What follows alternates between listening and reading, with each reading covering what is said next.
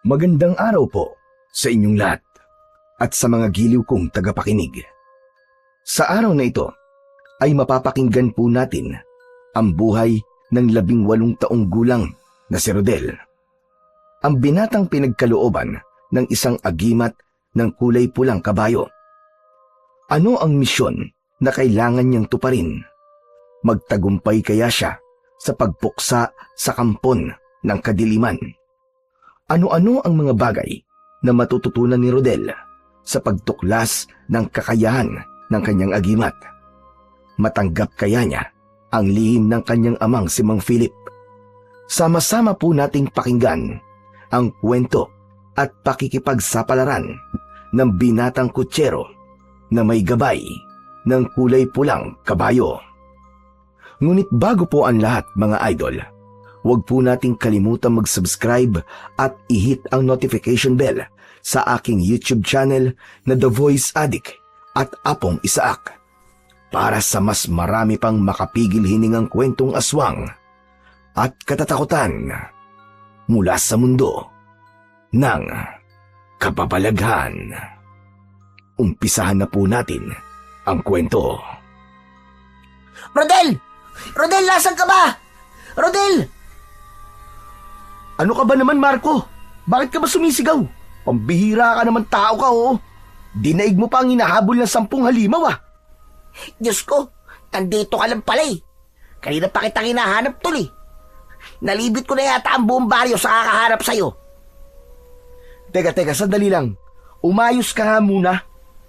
Bakit mo ba ako hinahanap, ha? Ano ba kasi yun? O sabihin mo na. Kinakabahan na naman ako sa'yo, eh. Tol, ano kasi, masamang balita. Tsak na mabibigla ka. Kasi, ganito, Ano ba kasing balita ang sinasabi mo, Marco? Sa tono ng pananalita mo, eh. Para bang may nangyari sa pamilya ko, eh. Pare, ito na nga, huwag ka mabibigla. Kasi si Buddy eh. Bakit, pare? Ano nangyari kay Buddy? Rodel, sumama ka na lang sa akin. Ang hirap ipaliwanag sa'yo eh, tara na. Bilisan mo, kailangan mo tong makita. Wala nang nagawa ang may 18 taong gulang na si Rodel nang hawakan ang kanyang kamay at hinila siya ng kaibigang si Marco. Tinahak nila ang daan papunta sa lugar kung saan ito nanggaling. Halos kalad ka rin siya ng kanyang kaibigan. Marating lang nila ang bahagi ng kakahuyang pinagtalian niya sa kanyang alagang kabayo. Wala silang imikang dalawa habang mabilis ang kanilang takbo. Bumundol ang kaba sa dibdib ni Rodel. Pakiramdam niya ay merong masamang nangyari kay Buddy. Halos manginig ang buo niyang katawan dahil sa pag-aalala. Ilang saglit lang ang lumipas ay bumungad sa kanyang paningin ang umpukan ng maraming tao. Nagkakagulo ang mga ito sa pagtingin sa kabayong nakahiga sa lupa. Halos lahat ng nakakakita sa nangyari ay napapaantandang krus at tumitingala pa sa langit. Nang naramdaman ng mga tao ang presensya ni Rodel, umalis sa mga ito sa paligid ni Buddy. Kaya naman, tumambad sa kanyang paningin ang kaawa-awa niyang kabayo. Naramdaman niya ang pagbitiw ng kamay ni Marco sa kanyang braso at tinapik siya nito sa balikat. Dahan-dahan siyang lumapit at tuluyang nalantad sa kanyang paningin ang nakahigang kabayo. Sa tabi nito ay ang kanyang amang si Mang Philip. Basang-basa ang pisngi nito dahil sa luwa. Alam niyang ang nakahandusay na kabayong si Buddy ay wala ng buhay at matigas na ang katawan. Tila pinagbagsakan ng langit at lupa si Rodel sa eksenang yon. Umagos ang masaganang luha niya sa pisngi at napalod sa tabi nito. Hindi niya maipaliwanag ang sakit habang nakatingin sa muka ng kanyang alagang hayop. Tay, ano to? Ano nangyari? Bakit ganyan ang itsura ng kabayo ko, Buddy? Buddy! Sino may gawa nito kay Buddy, Tay? Anak, lakasan mo ang loob mo. Nakita lang siya ng kaibigan ko na wala ng buhay na nakahandusay dito sa lupa. Kutob ko, may pumatay sa kanya, anak. Tay, Bakit nangyari to kay Buddy? Buddy! Sino ang hayop na gumawa nito sa'yo? Tay, wala na akong alagang kabayo. Mga hayop sila! Pinatay nila si Buddy! Tumayo ang kanyang amang si Mang Philip at inalalayan siyang tumayo para hindi niya makita ang mga sugat sa katawan ng kabayo. Subalit bahagya niyang iniiwas ang kanyang ama habang ang kanyang paningin ay nakatutok pa rin sa nakahigang si Buddy. Naliligo ito sa sariling dugo. Dilat ang mga mata at nakalaylay pa ang dila. Pinahirapan muna ito bago pinaslang. Tila gumuho ang lahat para sa kanyang makita ang kalunos-lunos na sinapit ng kanyang kabayo. Simula ng 10 taong gulang pa lamang siya, ay kasama niya na ito hanggang sa kanyang paglaki. Kaya masakit para sa kanya na makita ang itsura nito sa ganung kalagayan. Dahan-dahan siyang lumapit at pinagmasdang mabuti ang mga sugat sa katawan ni Buddy. Lumuhod siya sa tabi nito at hinaplos ang nanginginig niyang kamay, ang leeg ng kabayo. 2 malalim na butas ang nakita niyang dahilan kung bakit nasawi ang kawawang si Buddy. Ang mga tao sa kanyang paligid ay nagmistulang mga bubuyog na nagbubulungan. Kanya-kanyang opinyon ang bawat isa sa posibleng dahilan ng pagkamatay ni Buddy. Ang ilan pang mga tao na nakakita sa sugat ay nagsabing marahil daw ay naiinggit sa kanya ang taong pumatay sa alaga niyang kabayo. Kaya't muling bumakas ang galit sa kanyang mukha. Mabuti akong tao! Matulungin sa kanila! Kaya wala na akong nakikita dahilan para kainggitan nila ako. Bakit ba nila pinatay ang kaawa-awa akong alaga? Wala na si Buddy. Wala siyang kasalanan. Diyos ko, ano kaya pumasok sa isip ng hayop na taong pumatay sa kabayo ko? Napakawala niyang puso. Huwag ko lang makikilala talaga kung sino pumatay sa'yo, Buddy. Dahil patawarin ako ng Diyos. Baka hindi ko alam kung anong magawa ko sa kanya. Huminahon ka lang, Tol. Huwag kang masyado magpadala sa galit mo. May awa ang Diyos. Hindi niya patatakasin ang taong pumatay kay Buddy, maniwala ka. Paano ako hihinahon, ha, Marco? Diyos ko, pinatay ng kung sino man ang kabayo ko. Nang dahil sa inggit. Katanggap-tanggap ba yun, ha? Sabihin mo, Marco. Alam mo kung gaano kahalaga sa akin ang kabayo kong si Buddy. Para ko na siyang kapatid eh. Pagkatapos madadatnan ko siya rito na patay na, wala nang buhay. Iniisip ko pa lang na habang pinapatay siya ng hayop na yun, pakiramdam ko, tinatawag niya ang pangalan ko. Humihingi siya ng tulong sa akin.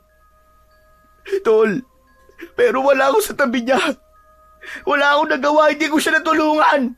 Patay na ang alaga ko. Anak, hindi pa naman tayo sigurado kung sino talaga ang pumatay at may gawa nito sa kanya. Kaya wala tayong ibang magagawa, kundi ang bigyan na lamang siya ng maayos na libing. Tayo hindi pwede yun. Gagawin rin po niya sa iba ang ginawa niya sa alaga ko. Kaya kailangan mahuli na kagad ang taong yun. Eh sino nga, anak? Sino nga ang gagawa nito? Hindi tayo pwedeng maniwala sa sinasabi lang ng mga tao. Mahalaga pa rin na sigurado tayo sa sinasabi natin. Kaya mabuti pa. At nakita naman na yan ni Kapitan. Ibaon na lang natin siya sa kakauyan. Bigyan natin ng maayos na libing. Wala na tayong magagawa sa kabayo mo, anak. Patay na siya. Siya nga naman, Tol. Tama ang sinabi ng tatay mo. Hindi natin alam kung ano ba talaga ang totoong nangyari kay Buddy. Kaya hindi tayo maaaring magbitaw ng mga salita na para bang may pinagbibintangan tayo. Hindi mo ba nakikita? Maraming nakakarinig sa sinasabi mo. Hindi kasi kayo nawala ng kalagang kabayo eh. Kaya nasasabi niyo yan. Masakit, Tol. Sobrang sakit. Para na rin naon nawala ng kapatid. Ano ka ba naman, tol? Naiintindihan ko naman kung gaano kasakit ang mga pinagdadaanan mo ngayon. Pero tol, baka mas lalo ka lang mapahamak kung basta ka nalang maniniwala sa mga sinasabi ng mga taong yan. Mas lalo lamang lalaki ang gulo. Kaya tumigil ka na, tol. Huminahon ka lang. Anak, tanggapin na lang natin ang masamang nangyari kay Buddy. Hindi na natin maibabalik pa ang buhay niya. Kahit magwala ka pa, walang mangyayari. Anak, tandaan mo, walang lihim na hindi nabubunyag. Kaya ipaubaya na lamang natin kay Kapitan ang paghahanap sa totoong pumaslang sa kanya. Tila natauhan si Rodel sa mga narinig mula kay Mang Philip na kanyang ama. Masakit man para sa kanya, ang pagkawala ng kanyang alagang kabayo ay wala rin naman siyang magagawa para ibalik pa ang buhay nito. Nagsimula na ring umalis ang mga tao at ang naiwan na lamang ay ang ilang mga kalalakihan na tutulong sa paghuhukay ng lupa para ibaon ang katawan ni Buddy. Samantalang si Mang Philip naman ay nauna nang umuwi para bantayan ang kanyang inang si Aling Mera. 9 na buwan na ang tiyan ng kanyang ina at hindi pwedeng wala itong kasama. Kaya naman, naiwan na lang silang dalawa ni Marco. Pagkalipas ng ilang oras na pagdudukal ng lupa ay natapos din ang paglilibing kay Buddy. Nanatiling nakatingin si Rodel sa libingan nito habang tahimik na umiiyak. Naramdaman niya ang pagtapik ng kamay ni Marco sa kanyang balikat bilang tanda ng pakikiramay nito sa kanya. Tol, alam kong makakalimutan mo rin ang nangyari kay Buddy. Tatagan mo lang ang loob mo. Hindi talaga siya para sa iyo eh. Marahil ay may bagong dadating na kabayo para sa iyo. Huwag ka lang mainit, tol. Sigurado ko, may plano ang Diyos, kaya nangyari to sa iyo. Tol, hindi lang madaling kalimutan ng alaga kong si Buddy. Lalo na't hindi pa rin malinaw sa akin kung bakit siya pinatay. Hindi ako titigil, tol, hanggat hindi ko nahahanap ang taong pumatay sa kanya. Sisiguraduhin kong pagsisisihan niya to. Tol, palagi ako nasa tabi mo ha. Kaibigan kita eh. Kaya't karamay mo ko sa paghahanap sa tao may gawa nito sa kabayo mo. O paano, tol?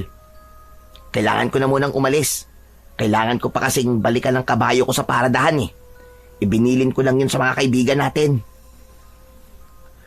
Sige, tol, maraming salamat. Sige, iwan mo na ako. Gusto ko mapag-isa. Tol, umuwi ka kagad ha. Wag ka magpapaabot ng dilim dito sa gubat. Alam mo naman na maraming mababangis na hayop sa lugar na to. Isang tango ang itinugon ni Rodel sa paalala na yon ni Marco bago niya muling binalingan ang buhaghag na lupang itinabon sa katawan ng kanyang alagang kabayo. Kahapon lang ay masaya pa sila na gumala sa buong kakahuyan para maghanap ng malawak na damuhang pwede niyang pagpastulan dito. Narinig na lamang niya ang papalayong yabag ng paa ng kaibigan bago tuluyang kumalat ang katahimikan sa kanyang paligid.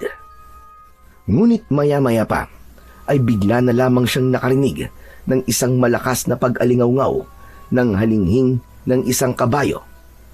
Nagmula yun sa madilim na bahagi ng kakahuyan. Napaangat siya ng muka at inilinga ang kanyang paningin sa paligid. Muling naulit ang halinghing ng kabayo. Mas malakas na parabang humihingi ng tulong. Kaya naman, malalaki ang hakbang ng kanyang paa na sinundan niya kung saan nanggagaling ang tunog. Ilang di pa lang yun sa kanyang kinatatayuan. Umikot siya sa pinanggagalingan ng ingay. Sa likod mismo ng punong madalas niyang pagtalian sa kanyang kabayo, doon nagmumula ang paghuni. Bumilis ang tibok ng kanyang puso habang hindi inaalis ang paningin sa dalawang paa ng kabayong nakalitaw sa likod ng puno. Kulay pulang kabayo ang nakikita niya. Nangihina at habol ang sariling hininga. Napupuluputan ito ng baging sa katawan. Pati na sa leeg. Bahagya na ring may sugat ang kabayo dahil sa ilang beses nitong pagpupumiglas doon. Pati na ang bibig nito, kaya pala halinghing lang ang nagagawa ay dahil may nakagapos doon na matinik na baging. Nagpalinga-linga siya sa paligid para magbaka sakaling may ibang tao na nandoon. Ngunit nalamang niyang mag-isa lamang siya sa gubat na yon. Naku, sandali lang ha. Huwag ka mag-aalala. Tutulungan kita. Konting tiis lang. Sandali. Naghanap ng 2 bato si Rodel sa lupa para yon ang gamitin niyang pamputol sa baging. Sakto naman na nakita niyang may matalas na 2 bato sa tabi ng kabayo. Dali-dali niya itong dinampot at doon mismo pinitpit niya ang mga baging. May pagkakataon pa na tinatamaan ng bato ang kanyang kamay, pero tuloy lang siya sa pagliligtas sa kulay pulang kabayo. Tumagal yon ng halos 20 minuto bago niya tuluyang natanggal ang baging. Nagkaroon din siya ng sugat sa kanyang mga kamay na hindi naman niya iniinda ang sakit. Saka niya pinagmasdan ang nakahiga pa ring kabayo sa lupa. At tila kinausap niya ito na para bang si Buddy lang ang kaharap niya. Kaya lang, hindi pa rin siya makapaniwalang may ganong uri ng kabayo. Kakaiba ang kulay at kakaiba rin ang tindigan. Nang tuluyang maalis niya ang mga baging sa katawan ng kabayo, ay tumayo na siya at kinausap muli ito. Hoy, pulang kabayo. Kaya mo bang tumayo, ha? Pasensya ka na, ha? Natagalan ng pagtanggal ko sa baging. Ano ba kasing ginagawa mo sa lugar na to? Naliligaw ka ba, ha? Taga Karatig Rancho ka ba? Halinghing lang ang itinugon nito sa kanyang tanong. Para bang naninibago siyang hindi na si Buddy ang kinakausap niya. Pero umaasa siyang wala sanang may-ari sa kabayo. Nang sa ganun ay meron ng pansamantalang papalit sa kabayo niya. Gumalaw ito habang iniluluhod ang unahang paa nito para makatayo ng tuluyan sa lupa. Kaya lang ay bakas pa rin sa mukha ng kabayo na may iniinda talaga itong sakit sa paa at leeg. Nagulat si Rodel sa biglang pagtaas ng unahang paa nito, katulad ng ginagawa sa kanya dati ni Buddy. Saka yumuko na tila ba may gusto itong ipakita sa ulo nito. Ano bang ibig sabihin ng pagyuo mo, ha, kabayo? Dati kasi, kapag si Buddy ang gumagawa niyan, iniisip kong may nangangati sa kanyang ulo. Pero, syempre, iba sa kanya. Kaya hindi ko alam kung anong gusto mong sabihin sa akin. Magkakasunod ulit na paghalinghing ang ginawa ng kabayo, kasunod ng pagtaas ng kaliwang paa nito sa unahan. Pagkatapos ay paika-ikang umikot na tila sinasabi nitong kunin ang buhok nito sa ulo. Kaya naman, ginawa niya kung ano ang pagkakaintindi niya sa ibig sabihin ng kulay pulang kabayo. Napakunot ang kanyang noo nang mapansin ang nakatirintas na buhok nito na tila ba may sumadyang gumawa nun. Parang nagbunot lang siya ng tanim ng halaman dahil agad niyang nakuha ang nakatirintas nitong buhok. Halos kalahating dipa ang haba nun. Pinagmasdan niyang mabuti ang bagay na yon. Ngunit nagulat si Rodel nang kumalat ang liwanag sa kanyang mga kamay. Umulupot ang hawak niyang buhok sa braso niya. Nabitiwan niya ang tila buhay na buhok at bumagsak yon sa lupa. Nanlalaki ang kanyang mga matang titig na titig sa pulang kabayo. Ano yun, ha? Bakit gumalaw ang buhok na kinuha ko sa ulo mo kanina? Teka, anong klaseng nilalang ka ba? Muling humalinghing ang kulay pulang kabayo at tinapak-tapakan ang nakatirintas na buhok sa lupa saka tumingin sa kanya. Kaya naman, napilitan siyang damputin yun na para bang may humihila sa kanyang malakas na puwersa para hawakan yun. Yumuko si Rodel at pinagmasdang mabuti ang mahiwagang buhok na nasa lupa. Saktong pagdampot niya ay tila nagkaroon yun ng buhay na pumulupot muli sa kanyang kanang braso. Kahit na anong pagwaksi at pagwasiwas niya sa ere ay hindi na yon natanggal sa kanyang kamay. Takot na takot siya, pakiramdam niya ay para itong ahas na nakapalupot sa kanyang braso. Natatarantang napapatingin siya sa gawi ng kabayong nakatitig lamang sa kanya. Para bang pinag-aaralan din ito ang kanyang galaw. Diyos ko! Ano ba to? Tanggalin mo to, hoy! Pulang kabayo, ano ka ba? Anong ibig sabihin nito? Aray! Tulungan mo akong alisin ang buhok na to sa braso ko! Ano ba to? Nakaramdam si Rodel ng pagbalot ng malakas na liwanag sa buo niyang katawan, habang ang buhok ng kabayo ay nakapalupot pa rin sa kanyang kamao. Kahit na anong pagpupumiglas ang gawin niya, ay hindi niya talaga matanggal ang bagay na yon sa kanyang kamay. Hindi kumikilos ang kulay pulang kabayo para tulungan siya. Lumitaw ang liwanag sa kanyang kamay at bumalot yon sa katawan ng kabayong nakatayo sa kanyang harapan. Naghilom ang mga sugat nito sa binti at leeg. Umangat ang paa nito sa lupa at lumutang sa ere. Taktong paglapat muli ng mga paa nito sa lupa ay nagsalita ito. Bagamat hindi nito ibinubuka ang bibig, alam niyang may tinig siyang naririnig habang nakatingin siya sa mga mata ng kabayo. Tila ba sa pamamagitan ng kanilang paningin ay nagagawa siya nitong kausapin. Sinabi nitong huwag siyang matakot dahil ang agimat sa kanyang braso ay biyayang nagmula sa kulay pulang kabayo. Ito raw ang gabay ng agimat na ibinigay sa kanya. Isang uri ng kapangyarihang magagamit niya laban sa kampon ng kadiliman na maghahasik ng lagim sa kanilang baryo. Kailangan din daw paghandaan ni Rodel ang pagsalakay ng isang pangkat ng mga aswang na uubos sa mga ipapanganak pa lamang na sanggol, at kasama raw ang kanyang ina sa mga dapat niyang protektahan. Anak ng teteng, oo. Nasisiraan na ba ako ng ulo? Resulta na ba ito ng labis kong galit kanina? Muling sumagot ang kulay pulang kabayo. Sinabi nitong huwag niyang baliwalain ang mga sinasabi nito dahil darating na ang pagsalakay ng mga aswang na manananggal. Anak nang, ano ba yan? Ano bang aswang ang pinagsasasabi mo, ha? Hindi ako naniniwala sa mga aswang, kalokohan yun. Isang malaking kalokohan lang yun. Muling humalinghing ang kulay pulang kabayo, ngunit sa pagkakataong yun ay mas lalo itong lumapit sa kanya.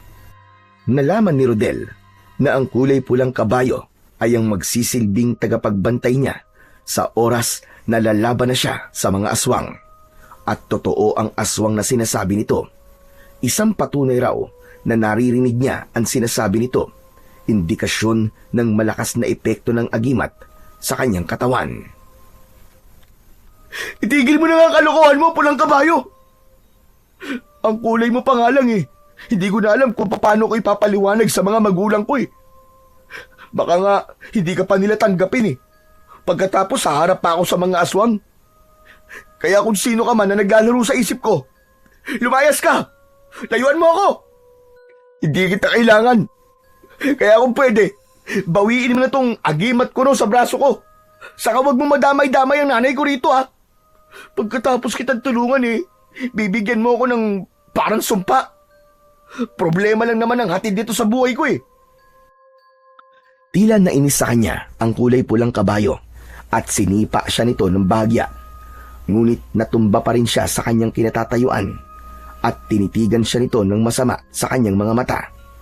Nakita niya ang refleksyon ng kanyang sarili sa mga mata nito. Tila gusto niya nang maniwala sa mga sinasabi ng kulay pulang kabayo. Kung ganun, teka, totoong ikaw ang gabay ng agimat na to? At kaya kita naririnig ay dahil sa buhok na to? Pero teka, bakit ako? Masyado nang magulo ang buhay ko. Huwag mo lang dagdagan, pambihira naman, oo. Hindi ako nararapat sa kapangyarihang to. Iba na lang ang piliin mo. Hindi raw nito dinadagdagan ng kanyang problema, kundi siya raw ang pinili ng agimat dahil sa pagiging mabuti niya sa mga hayop. Nalaman ni Rodel na asbar ang pangalan ng kulay pulang kabayo at masaya raw itong makilala siya. Maya-maya pa ay muli itong nagsalita. Ipinaliwanag nito na ang lahat ng nakikita niyang liwanag, pati na ang kulay ng balat ng kabayo, ay siya lamang daw ang nakakakita. Kaya walang dapat na ipag-alala kung sakaling isasama niya ito sa kanilang bahay. Nang sa ganun, madali para sa pulang kabayo ang mabantayan siya at masigurong ligtas siya sa lahat ng oras. Manganganib daw ang buhay ng bagong tagapangalaga sa agimat. Paano yan? Makakatanggi pa ba ako? Nabanggit mo nang nasa panganib din ng nanay at kapatid ko. Hindi ko lang alam kung anong sasabihin sa akin ni tatay. Natiti akong magugulat silang lahat dahil nagkaroon kagad ako ng kabayo na kapalit ng alaga kong si Buddy. Muling umalingaw-ngaw ang malakas na paghalinghing ng kabayo, kasabay ng pag-angat ng dalawang paa nito sa unahan. Batay sa kilos nito, sinabi ng kabayo na hindi raw tao ang may gawa sa pagkamatay ng kabayo niya. Kagagawan daw ito ng isang aswang na manananggal. Kaya naman, napatayo si Rodel at matagal na napatitig sa mga mata ng kabayo. Magsasalita pa sana si Rodel nang biglang sumulpot sa kanyang likuran ang kaibigan niyang si Marco. Nakaawang ang bibig nitong titig na titig sa anyo ng kabayo. Nag-aalala siyang baka narinig nito ang mga pinag-usapan nila. Oh, Marco, kanina ka pa ba dyan? Hindi, tol. Kakadating ko lang.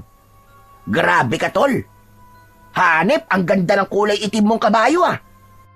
Wow, ang pogi naman. Nakahanap ka kagad ng kapalit ni Buddy, ah. Ha? Kulay itim na kabayo ang tingin mo sa kabayong yan? Oo naman, bakit? Hindi mo ba nakikita ang kulay niya? Grabe, tol. Hindi ako makapaniwalang makakabili na kagad kayo ng bagong kabayo. Nag-aalala pa naman ako sa'yo kanina. Kasi akala ko nagluluksa ka pa rin sa pagkawala ni Buddy. Yung pala, bumili ka na kagad ng bago mong kabayo. Tol, nagkakamali ka sa iniisip mo. Anong nagkakamali ang sinasabi mo, Rodel? Magiging sikat ka na naman dahil sa matikas mong kabayo. Yun ang panigurado. Saka lang naalala ni Rodel ang buhok na nakapalupot sa kanyang kamay. Kaya mabilis niya yung itinago sa kanyang likuran. Subalit hindi naman yun nakaligtas sa paningin ni Marco. Uy! Teka sandali lang, tol. Ano yung tinatago mo sa likod mo, ha? Ha? Wala to. Anong wala? Halata naman sa'yo na may tinatago ka sa likod mo, ha? Patingin nga. Ano ba yan? Baka naman nabasag na yung kabao mo dahil sinuntok mo mga puno rito. Pambihira ka, ba't ko naman gagawin yun, tol? Hindi pa naman ako nasisiraan ng ulo, no? Kung hindi, ano nga nasa likod mo? Patingin ako, sige na. Kahit anong gawing pag-iiwas ni Rodel, ay nahila na ni Marco ang kanyang braso at nalantad dito ang itinatago niyang buhok ng kabayo. Kaya lang, binitiwan din ito ang kanyang kamay at nagtakang tumingin sa kanya. Sira ulo ka talaga, Rodel, eh.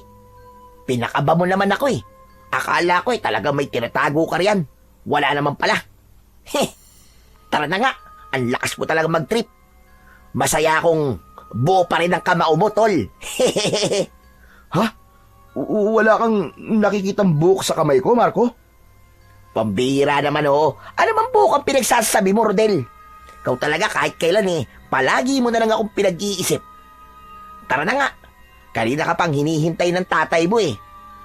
Sigurado ka? Hindi mo nakikita ang buhok sa palad ko? Ayan, hindi nga natatanggal, eh. Ano to?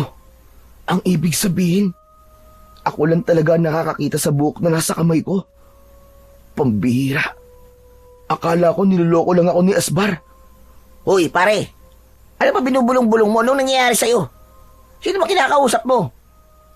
Malinis ang palad mo. Wala akong nakikitang buhok sa kamay mo. Tara na nga. Bigla ako nag-alala sa'yo, eh. Baka naman namamaligno ka na sa lugar na to. Di kaya nasisiraan ka na ng isip. Ang mabuti pa kaya, ako na magdadala ng kabayo mo sa bahay nyo. Tara na. Bigla tuloy akong pinagtaasan ng balahibo sa katawan, eh. Hindi na pinilit pa ni Rodel na maniwala ang kaibigan sa mga sinasabi niya. Marahil ay totoo nga ang sinasabi ng kulay pulang kabayo na siya lang talaga ang nakakakita sa buhok na nakapulupot sa kamay niya. Ni hindi nga napapansin ni Marco ang totoong kulay ng kabayong kasama niya. Inilalayan na lamang siya nitong maglakad palabas ng kalsada. Nakita niya ang nakaparada nitong kalesa sa gilid ng daan. Pagdating doon ay yumuko ang kulay pulang kabayo sa kanya. Nagpapahiwatig yun na dito siya sumakay. Sinabi nitong walang sino man ang dapat na makakaalam tungkol sa kakayahan niya at sa agimat. Maya-maya pa ay sumakay na siya sa likod nito. Pagkalipas ng ilang saglit ay narating nila ang bahay ni Mang Philip. Natanaw niya kagad ang matanda habang gulat na gulat ang anyo nito. Hindi na nakapaghintay ang kanyang ama at agad itong lumapit sa kanilang kinaroroonan. Nauna siyang bumaba ng kabayo, kasunod ang kaibigan niyang si Marco. Rodel, anong ginagawa ng kabayong yan dito? Kanino yan? Tay, nakita ko lang po sa gubat kanina. Wala naman po may-ari kaya dinala ko na lang po dito sa atin. Ano ka mo? Walang may-ari? Aba, nasisiraan ka na yata ng ulo, Rodel eh. Pwede bang walang may-ari ang isang magandang kabayong katulad niyan? Hala, sige. Isoli mo yan doon sa gubat at baka mamaya ikaw pa ang habulin na may-ari niyan. Wala tayong ibabayad. Tay, kahit tanungin niyo pa po si Marco, wala po talaga nagmamay-ari sa kabayong yan. Isa pa, kung may maghahabol man po, edi ibibigay ko naman sa kanila eh. Ang mahalaga, ngayon may kabayo ng gagamit sa kalesa ko. Kahit papano, mababawasan na po ang lungkot kapag maaalala ko po si Buddy. Anak ng teteng, oo. Hindi mo pwedeng ikatwiran yan. Kapag nandito na ang totoong may-ari sa kabayong yan. Tay, wag na po natin pagtalunan to. Hindi ko po siya ibabalik dahil sa akin na po ang kabayong yan. Ang totoo nga po bala ko na kagad siyang gamitin mamaya sa biyahe. Sayang din naman po ang kikitain ko. Abat, talagang ibabandera mo pa sa lahat ng kabayong yan, ha? Pabira ka naman, lalaki ka, oo. Hindi mo ba nakukuha ang ibig ko sabihin, ha, Rodel? Naisip mo ba na baka mamaya yan naman ang patay ng taong may lihim na galit at inggit sa'yo? Pambira ka talagang tao ka, pagkatapos iiyak-iyak ka na naman na parang batang inagawa ng laruan. Tay, ako naman po mananagot sa kabayong to Isa pa, nalaman ko po na hindi naman tao ang pumatay sa kabayo kong si Buddy, kundi isang aswang. Anak ng pitong kagaw, oo. Kailan ka pa naniwala sa aswang, ha, Rodel? Marco, sabihin mo nga sa akin, may nangyari ba sa kaibigan mo nang iwan natin siya doon sa gubat? Aba, wala naman po, Mang Philip. Maliban po sa kakaibang kinikilos ni Rodel at sa kabayong kasama namin. Ano ba kayong dalawa? Pinag-iisipan niyo bang nasisiraan ako ng ulo? Anak ng putya naman, oo. Grabe kayo sa akin Parang kabayo lang Nagkakaganyan kayo. Nawala si Buddy, kaya malaking bagay sa akin na may pansamantalang papalit sa kanya. Napapasabunot na lamang sa sariling buhok si Mang Philip nang marinig ang sinabi ni Rodel, habang si Marco naman ay panay ang sulyap sa kabayong nasa tabi niya. Tila nakikinig din ito sa sinasabi ng kanyang ama. Pagkatapos ay itinaas nito ang unahang bahagi ng paa nito at muli niyang narinig ang boses ng kabayo. Pinipigilan siya nitong makipagtalo sa kanyang ama at kaibigan. Hayaan lang daw niya na magalit ang kanyang ama dahil kailangan niyang magtiis para mailigtas ang kanyang mga magulang. Nararamdaman daw nitong nalalapit na ang paglusob ng mga aswang sa baryo. Aalis din daw si Asbar kapag natapos na ni Rodel sa kanyang misyon. Tila wala nang nagawa si Mang Philip para pigilan pa si Rodel. Ay nako, sumasakit ang ulo ko sa'yo. Bahala ka nga. Basta, hindi ako madadamay sa kabayong yan, Rodel, ha? Pabihira, oo. Marami na nga tayong problema Dadagdag pa ang kabayong yan. Bahala ka sa buhay mo. Mabilis na tumalikod sa kanila si Mang Philip, kaya naman si Marco na lang ang naiwang nakatayo sa tabi niya. O paano, tol? Kailangan ko na rin umalis Ikaw na ang bahalang magpasensya sa mga sinabi ko, ha? Nagsabi lang naman ako ng totoo kay Mang Philip, dahil naninibago ako sa mga kinikilos mo. Para bang may inililihim ka sa akin? Yun lang din kasi ang napapansin ko sa'yo, tol. Biruin mo, saglit lang kitang iniwan sa gubat na yun, pero parang may nagbago na kagad sa'yo. Basta, ang hirap ipaliwanag. Pero alam mo naman palagi kitang sinusuportahan sa lahat ng magiging desisyon mo sa buhay mo, Maraming salamat, tol, ha. Hindi lang talaga mawala sa isip ko kung paanong namatay si Buddy. Kaya naman, sabi ka kung magkaroon muli ng bagong kabayo, na kahit papano makalimutan ko ang mga nangyari sa kanya. Pero tol, ha, paalala lang, bilang kaibigan mo, iwasan mo muna magkaroon ng kabayo. Kasi baka mamaya niyan maulit lang yung mga nangyari kay Buddy. Hindi pa rin kasi mawala sa isip ko yung may posibilidad na baka nga may totoong naiinggit sa'yo. Kaya mag-iingat ka, tol. Siya ang dapat na mag-ingat sa akin, tol. Dahil sa oras na malaman ko kung sino talaga ang pumatay sa kabayo ko, humanda siya. Dahil gagawin ko rin sa kanya kung anong ipinalasap niya kay Buddy. Pero hindi pa rin mawala sa isip ko na baka hindi tao ang gumawa nun sa kanya, kundi isang aswang. Parang malabo naman yatang mangyaring may aswang sa baryo natin, tol. Sa tagal ko na nakatira rito, wala pa akong nababalitaan na may umaataking nilalang dito. O paano? Kailangan ko na talagang umalis. Hindi pa naman ako nakapagpaalam ng maayos kay nanay. Magkita na lamang tayo mamaya sa paradahan ng mga kalesa. Sige, tol. Gusto kong subukang gamitin si Asbar para malaman ko kung pwede na siyang pumasada. Tangulang ang itinugon ni Marco sa sinabing yun ni Rodel. Pagkatapos ay nagmamadali na itong sumakay sa kalesa. Naiwan silang dalawa ni Asbar na tila nakikiramdam sa paligid. O ano? Anong masasabi mo, Asbar? Tama ba tong plano mong pumalit kay Buddy?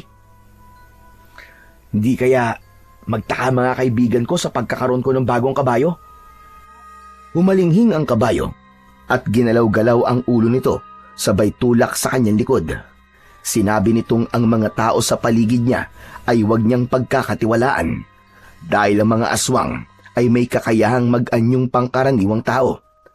Kaya sa palagay nito ay tama lamang na ituloy ang pagiging kutsero ni Rodel at magpanggap na parang walang nangyari. Sa ganung paraan ay mahuhuli niya ang totoong pumatay sa kanyang kabayo. Bakit hindi ko naman pagkakatiwalaan ng mga tao nasa paligid ko? Kaibigan ko sila at magulang. Ay naku, tara na nga muna. Magpahinga ka sa ilalim ng puno at iahanda ko naman ang kalesa mo. Muling sinulyapan ni Rodel ang kanyang kamay. Naroon pa rin ang buhok ng kulay pulang kabayo na si Asbar. Totoong siya lang ang nakakakita sa bagay na yon, maging sa totoong kulay ng kabayo niya. Bigla naman siyang natigilan sa kanyang pagakbang nang mapako ang kanyang paningin sa kanyang ama na nakasilip sa bintana. Kasama nito ang kanyang ina na hinihilot-hilot ang tiyan na tila nagsisimula na yon sumakit. Kanina pa pala siyang pinagmamasdan ng kanyang ama at ina. Kaya naman ay nagkunwari siyang hindi siya apektado sa paraan ng pagkakatitig ng mga ito sa kanya. Pagkalipas ng ilang oras na paghahanda niya sa kalesa, ay tagumpay niyang nailagay ang kalesa sa katawan ni Asbar. Papunta sila sa paradahan ng kalesa upang magsimula ng panibagong hanap buhay. Hindi na lamang niya papansinin ang mga sasabihin ng mga kasamang kutsero. Pagdating niya sa establero, ay natanaw niya kagad ang kaibigang si Marco. Tila hinihintay siya nitong dumating. Napako naman ang kanyang paningin sa unahan nito dahil sa mga babaeng nakatitig sa kanya. Nagtataka ang mga tao sa pagkakaroon niya ng kabayo, kaya nagsimula ang bulong-bulungan na hindi naman niya pinansin. Nakakunot ang kanyang noo nang bumaba siya sa kalesa. Agad na lumapit sa kanya si Marco. O tol, mabuti naman at dumating ka na. Kanina pa sila naghihintay sa'yo Sa kalesa mo raw sila sasakay. Ano? Sino sila? Yung mga babaeng yun ba? Aba, bakit naman daw sa akin? Ang mabuti pa kaya, Sila na lang ang tanongin mo, Rodel. Marami ang nasa unahan ng pila, oh. Pero ang gusto talaga sa kalesa mo sumakay. Sige na, lapitan mo na. Nilapitan ni Rodel ang 4 na babaeng nakatayo sa unahan ng upuang gawa sa kahoy. Mukhang kanina pa ngang naghihintay ang mga ito sa kanya. Narinig naman niya ang mga bulungan ng kutserong nandoon. Sinabi ng mga ito na swerte raw siya at babae na raw ang naghihintay sa kanya. Sabay tawanan. Pero wala naman daw masama kung siya ang pinili ng mga babae na magatid sa baryong gustong puntahan ng mga ito. Kaya wag daw siyang mag-alala. Kasunod ng pakikiramay ng mga ito sa nangyari sa kanyang kabayo. Saktong paglapit niya sa magandang babae ay nagsalita kagad ito habang titig na titig sa mukha niya. Hindi niya kilala ang mga babae, kaya labis ang pagtataka niya kung bakit siya ang hinahanap ng mga ito. Miss, hinihintay niyo raw ako? Oo, kuya.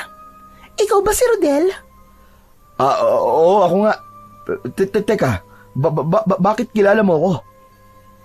May nagrekomenda kasi sa amin eh. Sa kalesa mo raw kami sumakay. Maayos ka raw magpatakbo ng kabayo. Saka, medyo malayo kasi ang pupuntahan naming baryo eh. Ganon? Pero, sino ba nagrekomenda sa akin sa inyo? Nakakahiya naman kasi sa mga ibang kutsero na nandito eh. Mamaya pa kasi ang pila ko eh. Nakakahiya naman kung ako ang mauuna sa kanila, di ba? Pasensya na, pero si Lola Iska nagsabi sa amin na ikaw lang daw ang pumapasada sa baryong pupuntahan namin. Kaya huwag ka na mag-alala dahil kinausap ko na mga kutsero nandito at pumayag naman sila. Ano, si Lola Iska ba mo? Talaga bang sinabi niya yon? Teka, saan ba dapat ang punta nyo? Sa baryo ng Sampoldo. May mga kasama ako, 4 kami mga babae. Pasensya na, pero mas panatag kasi ang loob namin sa iyo eh. Ganun ba? Nako, tamang-tama. Doon kasi ako nakatira eh. Saang banda ba sa baryo ng Sampoldo? Kilala mo ba si Lolo Greg? Ha? Medyo liblib ang baryo namin eh. Kaano-ano niyo ba si Lolo Greg? Lolo ko siya. Magbabakasyon lang kami ng mga kaibigan ko. May hahatid mo ba kami? Oo naman. Nag-aalala lang kasi ako na baka mahirapan kayo sa pagpunta sa bahay ni Lolo Greg. Nasa gitna kasi ng kakahuyan ng bahay ng matandang yun eh. Nako, sanay na ako sa lugar na yon. At totoo, pagkatapos mamatay ni nanay, lumaki ako sa pangangalaga ni Lolo Greg. Ganun ba? O sige, tawagin mo na mga kasama mo, miss, para makaalis na tayo. Marisa ang pangalan ko. Naiilang naman ako sa pagtawag mo sa akin ng miss. Mukha kasing mas bata ka pa sa akin eh. Mukha nga, 18 taong gulang pa lang ako eh. Ikaw ba? Sabi ko na nga be, 22 taong gulang na ako.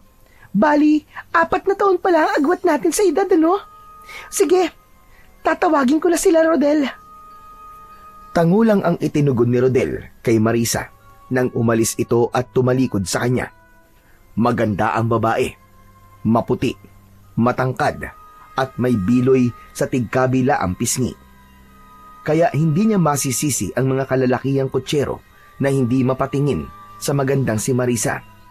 Mas lalong nagkagulo ang mga kalalakihan nang lumapit sa kanya ang 3 pandalaga. Magaganda rin ang mga ito, lalo na kapag ngumingiti.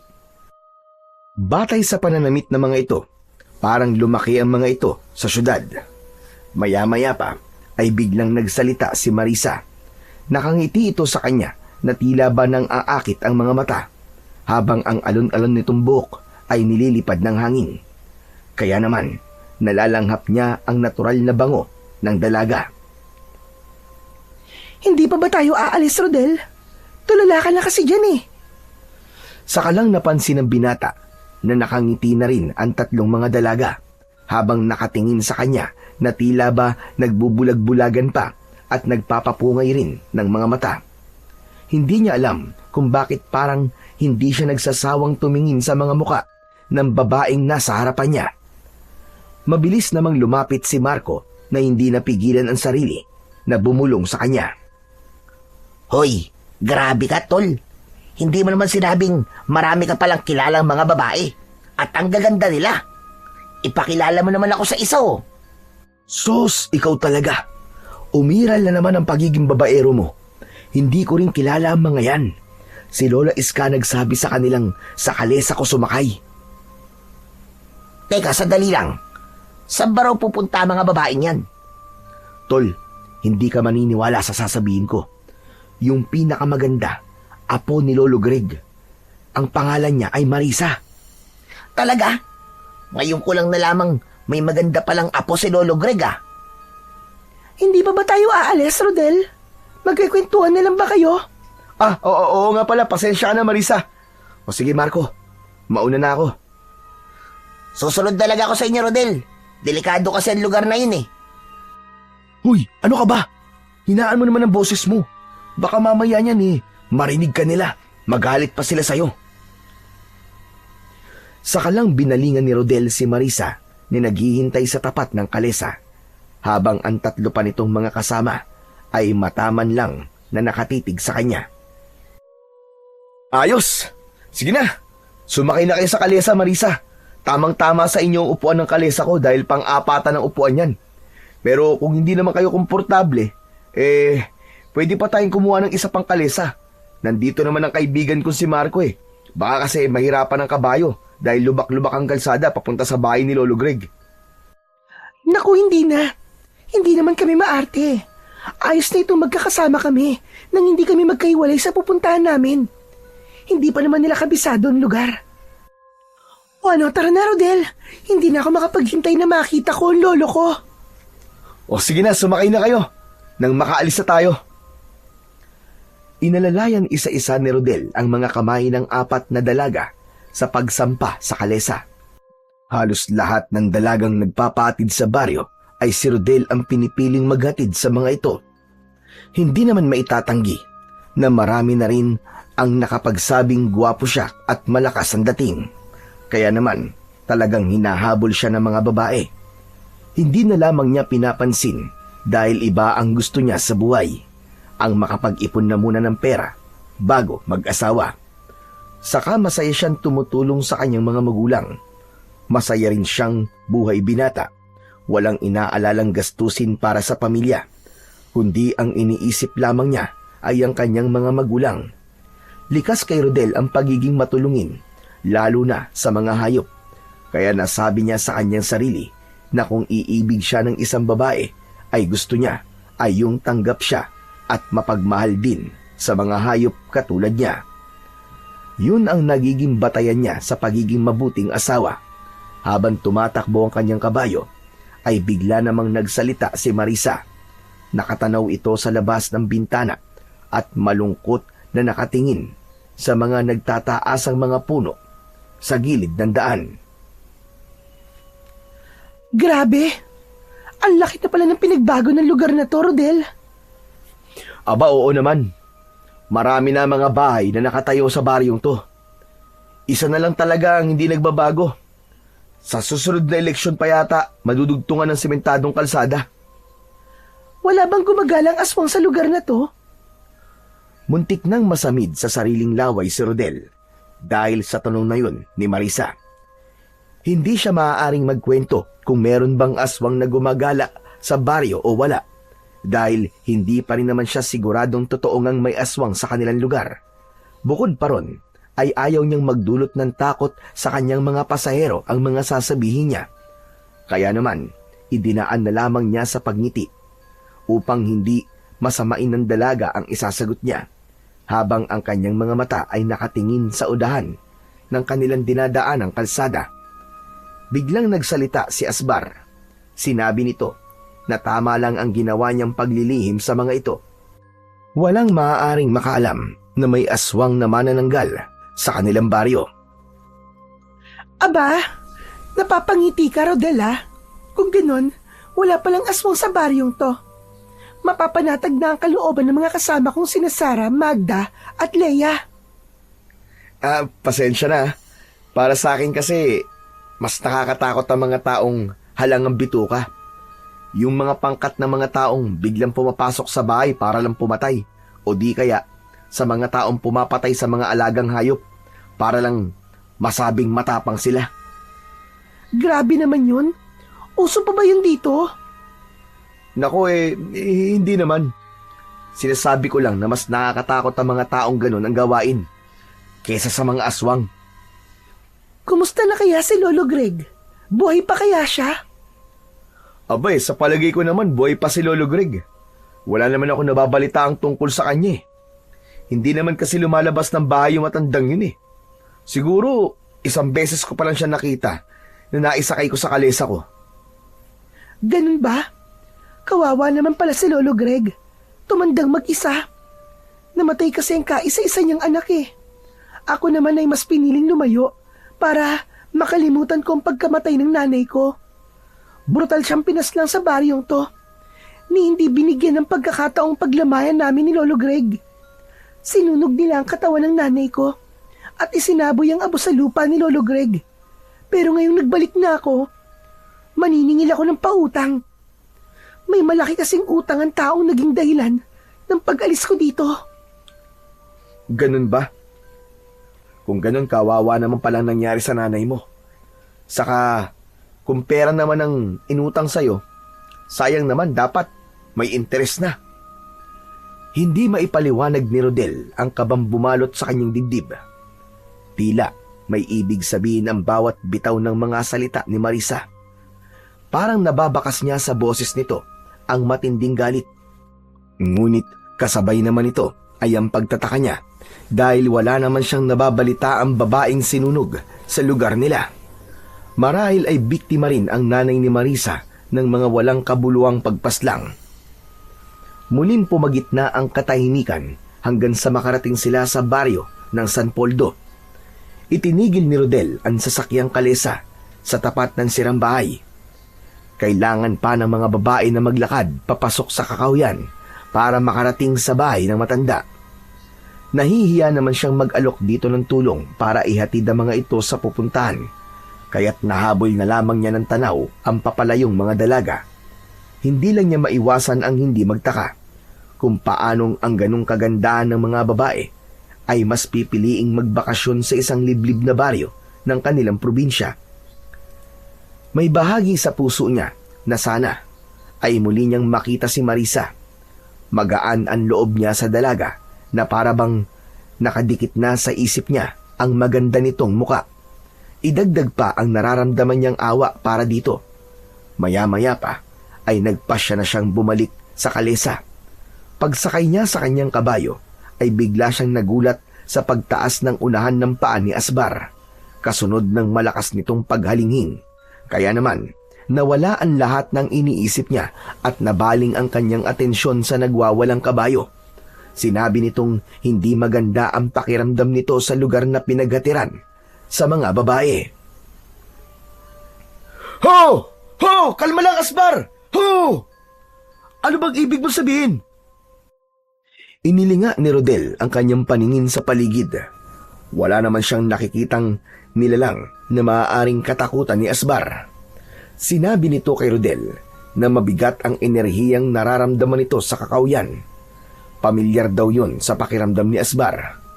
Alam ni Rodel na talagang iniiwasan ang lugar na yon ng mga katulad niyang kutsero.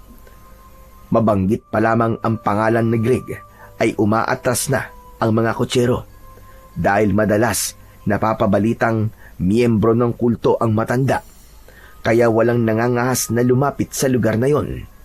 Hindi naman niya akalain na pati pala ang mga kabayo ay takot din sa bahaging yon ng kalsada. Oo na, Asbar. Huwag ka na mag-alala. Saka bakit ka ba natatakot? Nakalimutan mo na bang hawak ko ang agimat? Basta huminahon ka na lang. Pati ako'y kinakabahan tuloy sa'yo Isa pa, kanina ko pa rin nararamdaman ng bigat ng enerhiya sa lugar na to. Hindi naman ako nagulat dahil dati nang kinakatakutan ng lugar na to Kaya lang hindi ko maiwasang hindi mag-alala sa mga dalagang nagpatid sa atin.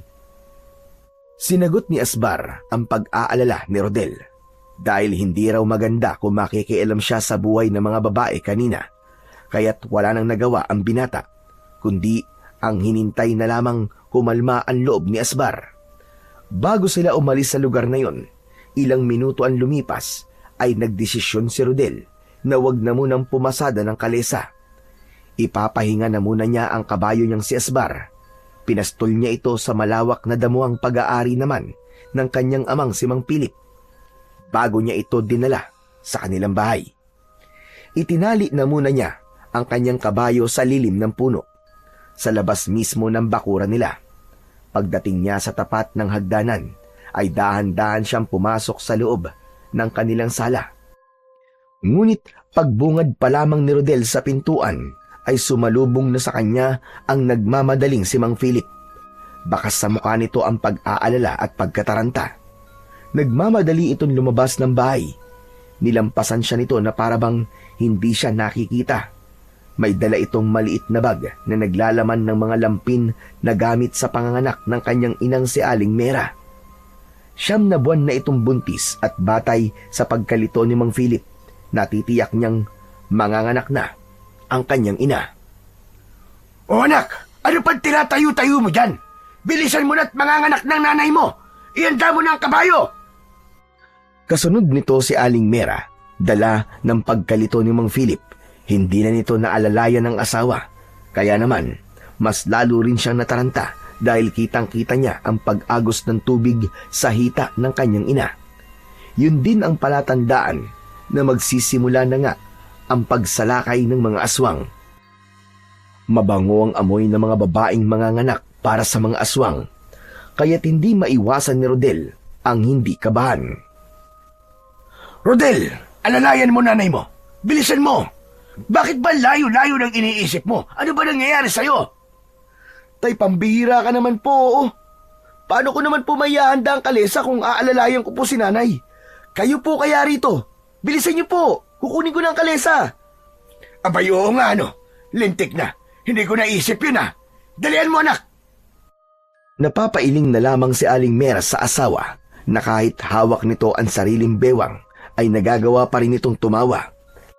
Mabilis naman na kinuha ni Mang Philip ang kamay ng kanyang ina para ito ang umalalay dito. Habang siya naman ay malalaki ang hakbang na lumapit sa kinaroroonan ng kanyang kabayo. Malapit pa naman ang dumilim, kaya hindi niya maipaliwanag sa kanyang sarili kung bakit bigla na lamang siyang kinabahan. Nanginginig ang kanyang kamay na tinanggal niya ang lubid na nakatali sa puno at hinaplos ang ulo ng alaga niyang kabayo na si Asbar. Pero imbis na makisimpatya sa kanya si Asbar, ay tila natatawa pa ito sa nakikitang pagkakataranta sa kanilang mga kilos. Lumiwanag bigla ang sandatang nakapalupot sa braso ni Rodel, kaya ang ngiting yun ng kabayo ay tila naglaho at nagpalipat-lipat ang tingin kina Rodel at Aling Mera. Sinabi nitong ang pagliwanag ng buhok ng kabayo ay palatandaan ng isang nagbabadyang panganib. Bigla ang pagbundol ng kaba sa kanyang dibdib dahil hindi siya nagkamali sa kanyang nararamdaman. Maya-maya pa ay dumating naman ang kaibigan niyang si Marco. Humahangos itong lumapit sa kanya. Tol, ano nangyari? Saan niyo dadali si Aling Mera? Manganganak na si Nanay, Tol. Dadali na muna namin siya sa pinakamalapit na pagamutan. Ganun ba? O sige, ihatid ko muna tong pasahero ko at susunod ako sa inyo ron. Sige, Tol, salamat. Mabuti na yung may mga kasama ako sa daan. Bigla kasi akong kinabahan para mapanatag din ang loob ko. Huwag ka mag-alala, Tol. Nakahanda akong tumulong sa'yo. Dito man lang makabawi ako sa lahat ng atraso ko sa'yo. Kasabay ng pagtalikod ni Marco kay Rodel, ay ang pagsigaw naman ng kanyang ama. Nagmamadali ito habang nakaalalay pa rin sa asawa.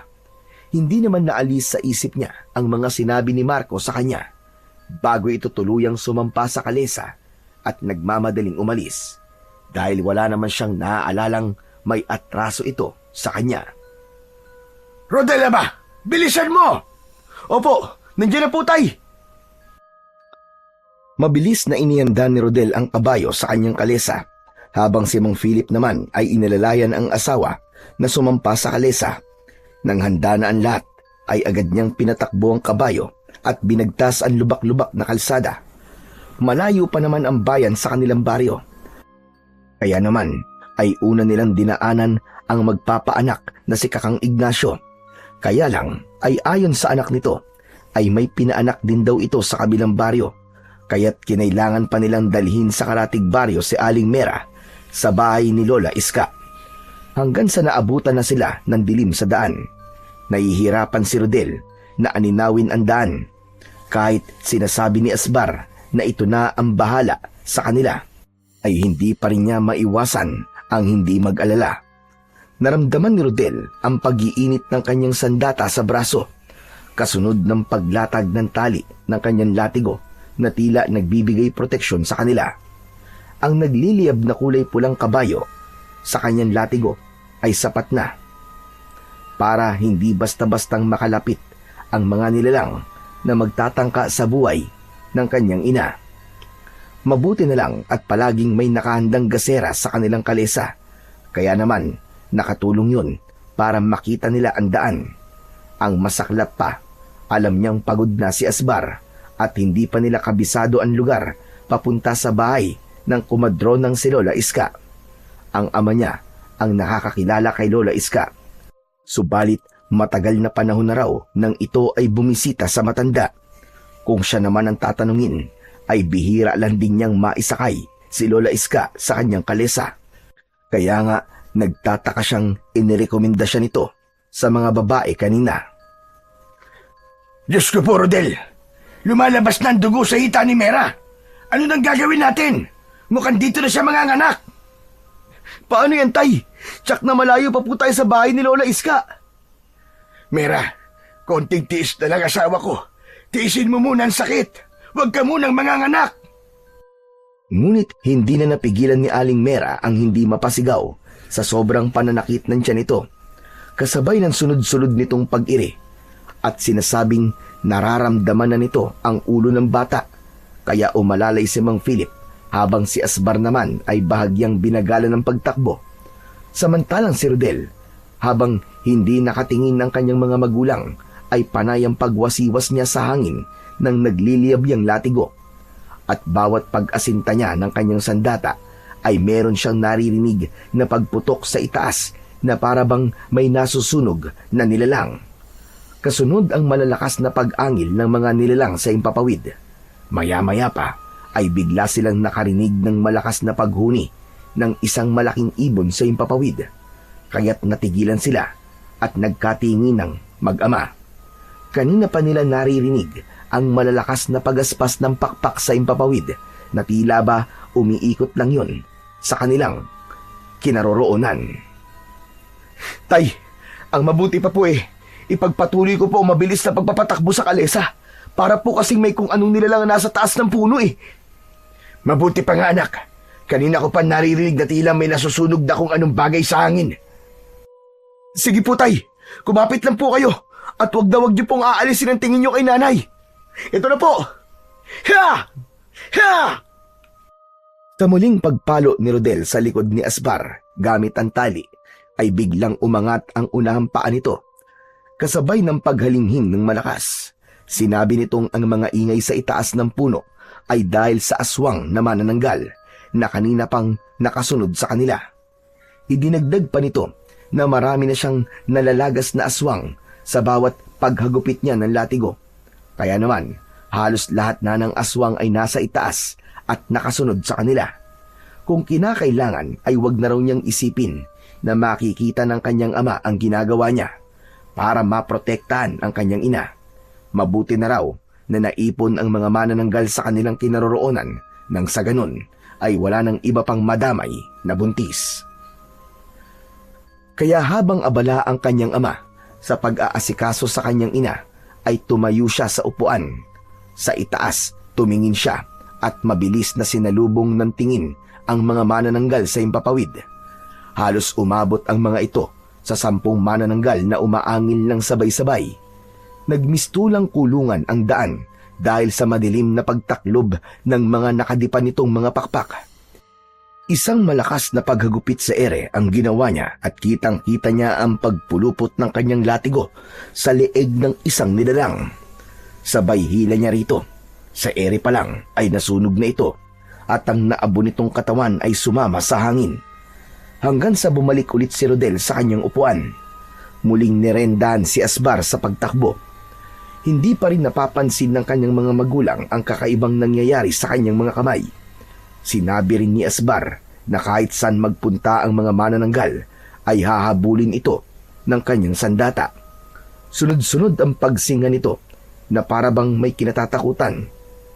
Yun na rin daw ang palatandaan na malapit na ang pinuno ng mga aswang sa kanilang kinaroroonan. Isang biglang paghinto ang ginawa nito kasabay ng pagtaas ng unahang paa ni Asbar. Bumundol ang kaba sa kanyang dibdib dahil bigla siyang nakaramdam ng takot sa pinuno ng mga aswang. Tumakbo ka na, Asbar! Ano ba nangyayari sa'yo? Takbo na! Pambihira naman ang kabayo mong yan, anak ko! Aba, ngayon pa nag-alboroto kung kailan nasa panganib na nanay mo! Hindi ko rin alam, Tay. Sa tingin ko po, may mga aswang po sa paligid natin.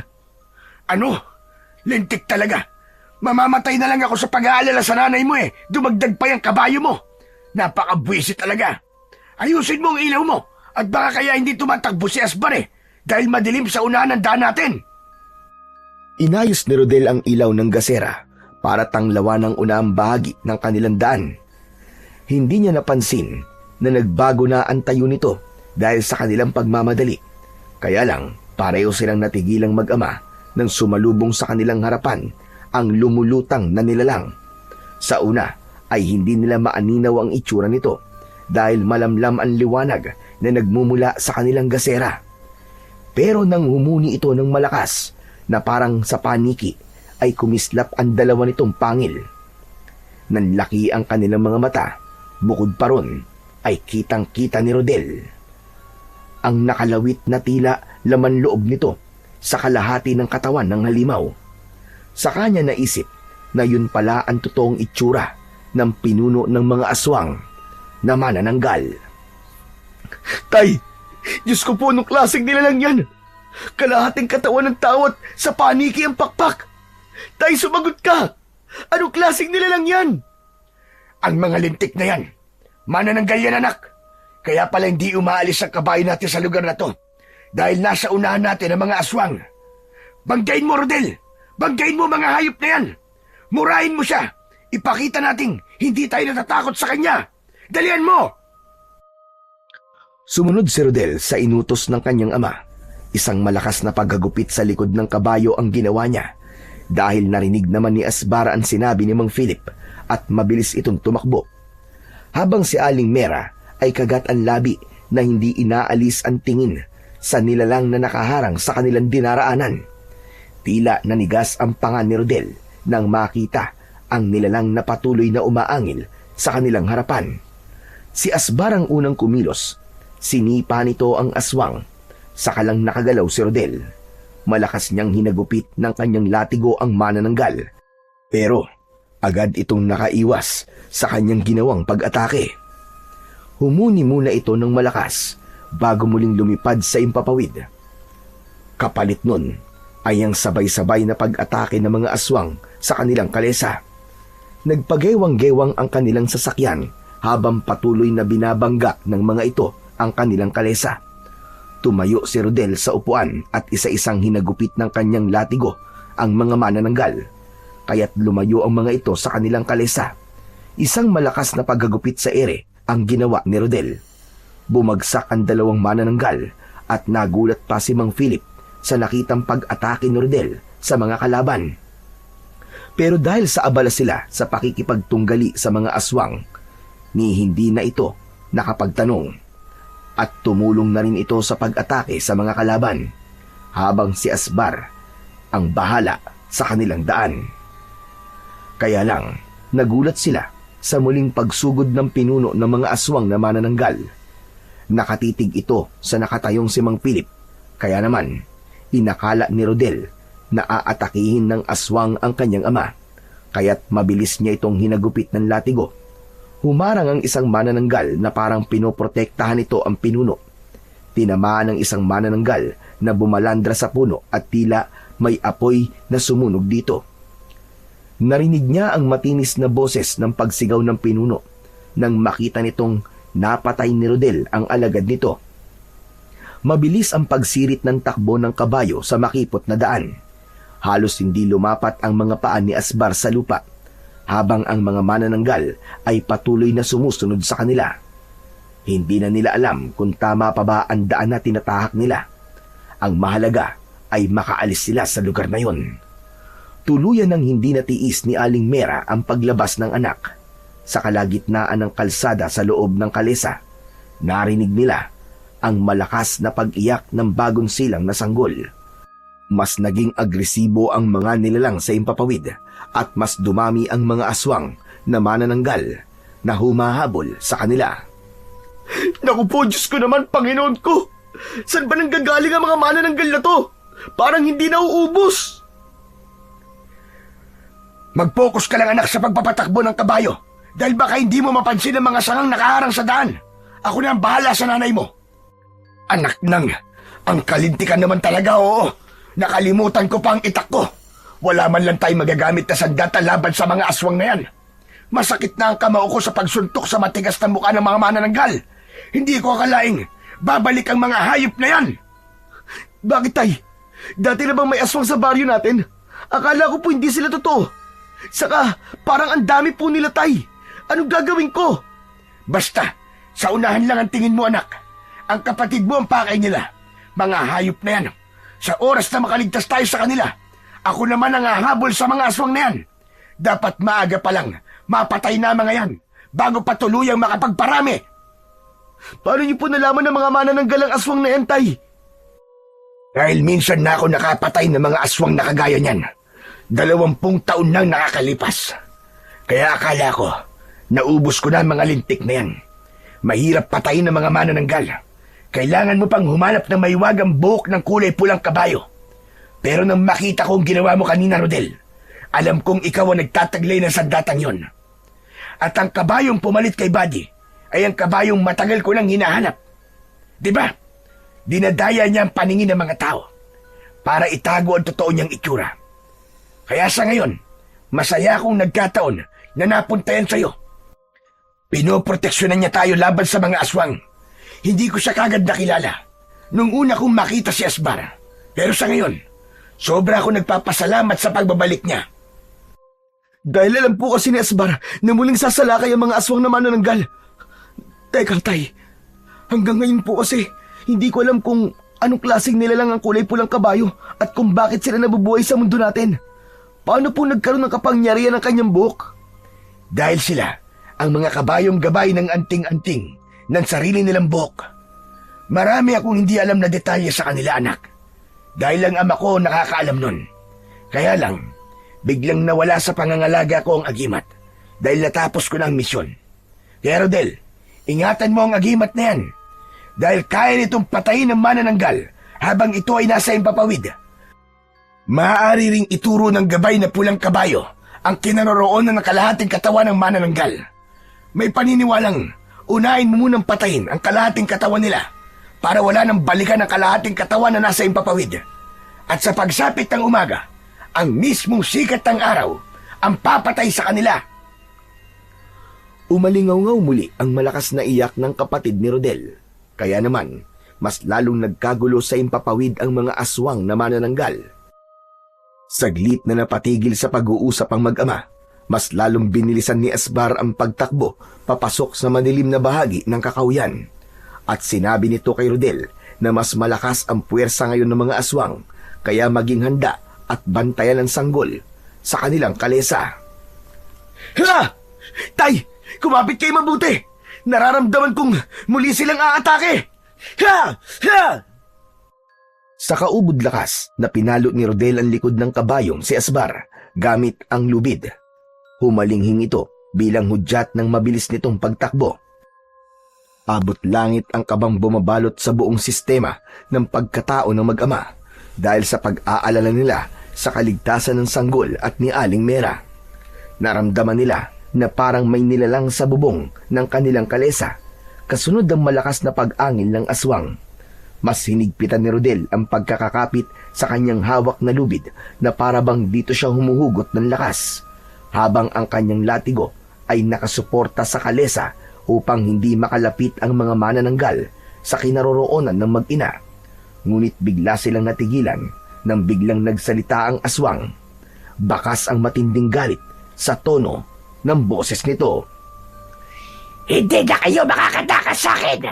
Papatayin ko kayong lahat! Lalo na ang batang yan! Ibigay ko sa akin ang sanggol na yan nang hindi na kayo mahirapan! Hayop ka! Umalis ka sa bubong ng kalesa namin! Sa oras na magkaroon ako ng pagkakataon, ako mismo ang papatay sa iyong halimaw ka! Katulad ba ng pagpatay mo sa nanay ko? Ang kapal ng mukha mong paalisin kami! Masyado ka naman yatang nagpapakaama sa batang yan!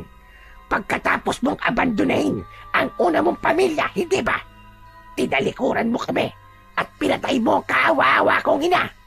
Kaya kapag nagkaroon ako ng pagkakataon, ako mismo ang papatay sa iyong hayop ka. Tandaan mo yan! Tay, ano sinasabi ng manananggal na yan sa bubong? Anong pamilya sinasabi niya? Huwag kang maniniwala sa kanya, Rodel. Nagsisinungaling siya. Nililito ka lang niya para magtagumpay siya sa binabalak sa kapatid mo. Kaya sige na, hagupitin mo na sila ng latigo. Ikaw at sinungaling! Pinatay mo ang nanay ko para sa pangalawang pamilya mo. Kaya naman, ako mismo ang papatay sa inyong lahat at wala akong ititira. Magbabayad kayo sa buhay na kinuha nyo sa akin! Biglang nalito si Rodel sa kanyang mga narinig tungkol sa kanyang ama. Pero sa lahat, si Aling Mera ang nasaktan at sinabi nitong totoong may naunang babae sa buhay ng kanyang ama. Kaya may posibilidad na ang aswang na nasa bubong ng kanilang kalesa ay kapatid niya. Subalit hindi siya kagad naniwala. Imposibleng magkaroon siya ng kapatid na aswang. Wala akong pinatay, maliban sa aswang. Kaya imposible sinabi mong halimaw ka. Bilisan mo, Rodel. Ginagamit ng aswang na yan ang nakaraan ko para magtagumpay siya. Huwag ka maniniwala sa mga sinasabi niya. Hindi ko rin po matatanggap na may kapatid akong aswang, Tay. Binibilisan ko na po ang pagpapatakbo sa kabayo. Basta't kumapit po kayo na mabuti ni nanay. At yakapin niyo maigpit ang kapatid ko. Paliliparin ko sa bilis ang kabayo kong to. Ha! Ha! Ha! Dahan-dahan lang, anak, ang paggagupit ng latigo sa likod ng kabayo. Malalim ang sugat ni Asbar. Baka manghina siya at maabutan tayo ng mga aswang na umahabol sa atin. Parang hindi sila napapagod lahat at desperadong makuha talaga ang kapatid mo. Hindi na kayo makakatakas sa amin. Ito na ang katapusan ng mga amang walang silbi. Mga inutil! Tumigil ka! Kung totoo ka na kita, hindi ka magiging masamang kagaya mo. Aalamin na muna niya kung bakit kami nagkaiwalay ni Linda. At ikaw, hindi kita anak. Wala akong anak na manananggal. Sige, Rodel, bilisan mo pa! Opo, Tay. Protektahan niyo po si nanay. Kailangan matanggal ang pagkakakapit ng mga hayop na yan sa bubong natin. Ha! Ha! Ha! Napansin ni Rodel na parang binubutas ng manananggal ang bubong ng kalesa. Kaya naman, bigla niyang kinabig sa kabilang direksyon ng daan ang kabayo, habang ang ibang mga manananggal ay nasa himpapawid at patuloy silang sinusundan. Maya-maya pa, naramdaman naman niya ang pagbaba pa ng isang manananggal.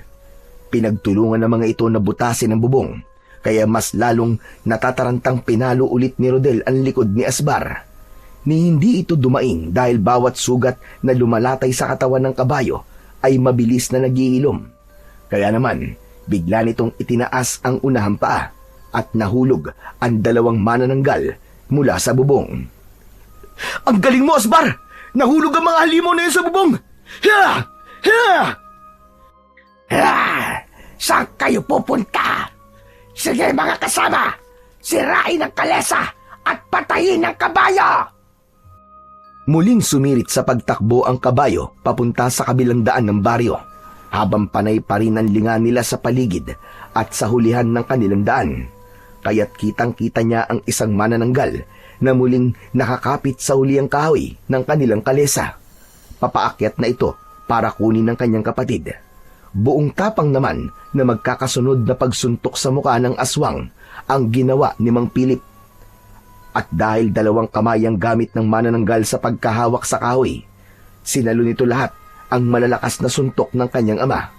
Kaya't nakabitaw ito at muling umalingaw-ngaw ang ingay ng pagaspas ng pakpak ng aswang. Tay! Nay! Ayos lang po ba kayo dyan sa likod?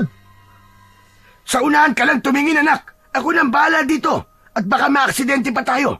Maraming mga aswang na umahabol sa atin. Dahil mabangong-mabango sa kanila ang amoy ng sanggol. Lalo na kapag bagong silang. Kaya halos nag-aagawan sila sa pagpatay sa kapatid mo. Kaya't magmadali ka. Lintik talagang mga aswang na yan. Tayo pa talaga na tsempuan. Tay, totoo po bang nagkaroon kayo ng pamilya sa una, bago kami ni nanay? Paano po kung totoong anak niyo ang pinuno ng mga aswang? At hindi lang ang tungkol sa pagpatay nila sa kapatid ko ang pakay nila, dahil balak lamang po niyang maghiganti sa inyo. Hindi nakasagot si Mang Philip. Habang mabilis ang takbo ng kanilang kalesa, ay napansin niya ang pamilyar na kalesa na nakasunod sa kanila. Agad niyang nakilala ang sasakyan ni Marco. May dala itong itak at sumabay sa kanila sa pagtakbo. Anak nang, mabuti palang sumunod ako sa inyo.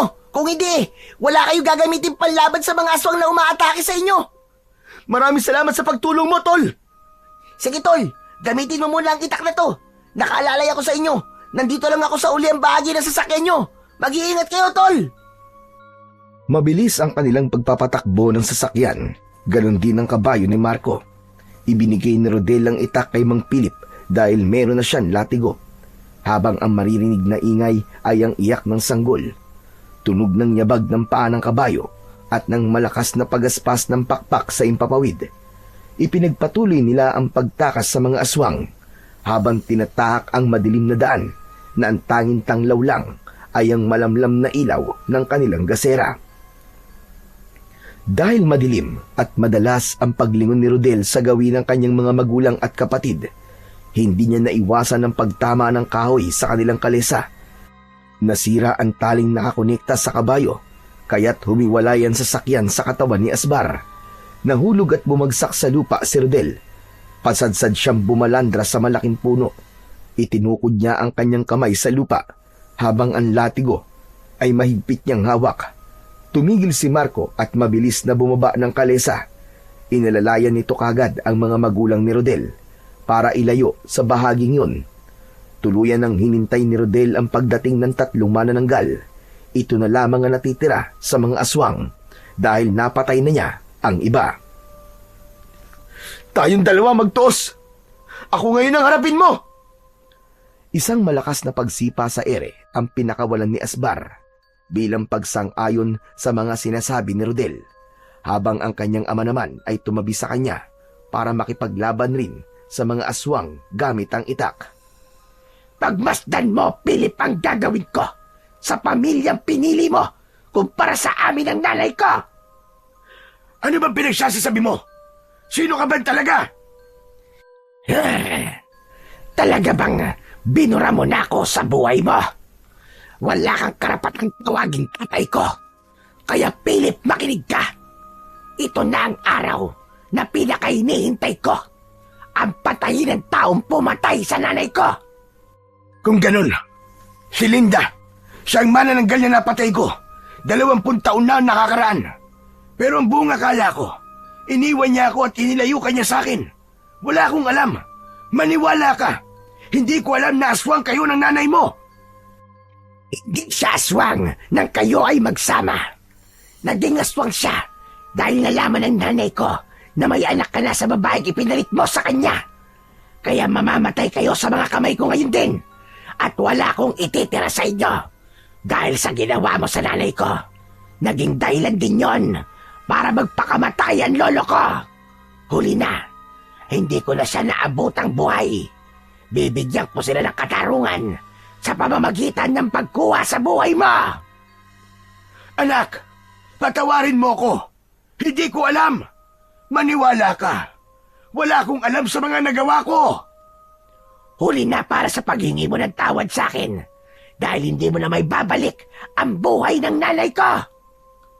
Tay, anong ibig sabihin nito? Totoo ba sinasabi niya? Totoong anak mo siya? Patawarin mo ko, Rodel. Alam ni Meran tungkol sa una kong pamilya. Pero ang alam ko talaga ay iniwan lang ako ni Linda. Wala akong alam na may anak ako sa kanya. Itinaas ni Asbar ang unahang paa nito at narinig ni Rodel ang sinabi ni Asbar. Ang babaeng nagsasalita ay ang presensyang nararamdaman nito sa lugar kung saan nila inihatid ang 4 na dalaga, kaya maaaring isa sa kanila ang kanyang kapatid. Sana nga mali ako. Marisa, ikaw ba yan? Sa biglang pagbabago ng anyo ng aswang, ay tila tama ang pangalang tinawag ni Rodel. Natigilan nito nang magsalita si Rodel, pero hindi naging hadlang yun para hindi umatake ang mga kasama nito. Hindi natinag si Rodel. Hindi rin niya hayaang masaktan ng kanyang mga magulang at kaibigan nang dahil sa paghihiganti ng kanyang kapatid. Umalis si Asbar sa kanyang tabi at hinarap nito ang ibang manananggal na una nang umatake sa kanilang kinaroroonan. Si Rodel ay iniwan na rin ang natitigilang si Mang Philip. Hindi ito makakbang para lumaban. Takot na takot ito na masaktan ng anak. Kinausap niya si Asbar at sinabi nitong dadalhin siya nito sa kinaroroonan ng kalahati ng katawan ng mga aswang. Naunang lumipad sa impapawid ang mga manananggal at inatake ng mga ito ang tumatakbong si Rodel, sakay ng kanyang kabayo. Tuluyang naiiwas niya ang mga ito sa kanyang mga magulang. Malalaki ang hakbang ng paa ni Asbar, habang ang latigo ay panay ang wasiwas sa ere. Tinamaan niya ang kasama ng kapatid niya at bumagsak yun ng pasadsad sa lupa.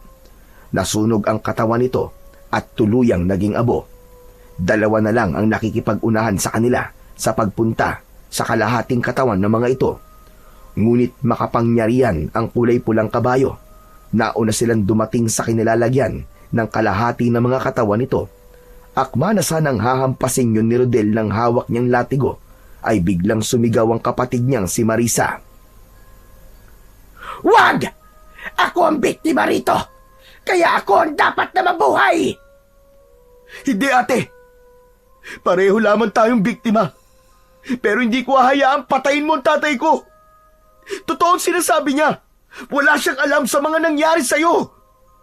Hindi ikaw ang nasa kalagayan ko. Kaya mo nasasabi ang mga yan. Kayo ang pumatay sa alaga ko si Buddy. Kaya walang dahilan para hindi ko gawin to. Akma na sanang hahampasin ni Rodel ang kalahating katawan ng kanyang kapatid. Bigla naman siyang inatake ng isa pang manananggal na kasama nito. Iniumang nito ang matulis na kamay sa kanyang muka at saktong ilang dipa na lamang ang layo nito sa kanya. Mabilis na humarang ang kanyang kapatid. Bumagsak si Marisa sa lupa at ipinaliwanag ni Asbar na kontra sa manananggal ang kuko ng kapwa nila aswang. Kaya bumundol ang kaba sa dibdib ni Rodel. Maya-maya pa ay dumating na rin si Mang Philip, sakay ng kabayo ni Marco. Mabilis na bumaba ang mga ito sa kabayo. Saktong pag-atake muli ng aswang ay tumayo si Rodel at hinampas niya ng latigo ang aswang na umatake kay Marisa. Napuluputan yon sa leeg at kasabay ng paghiklas niya ay nasunog naman ito.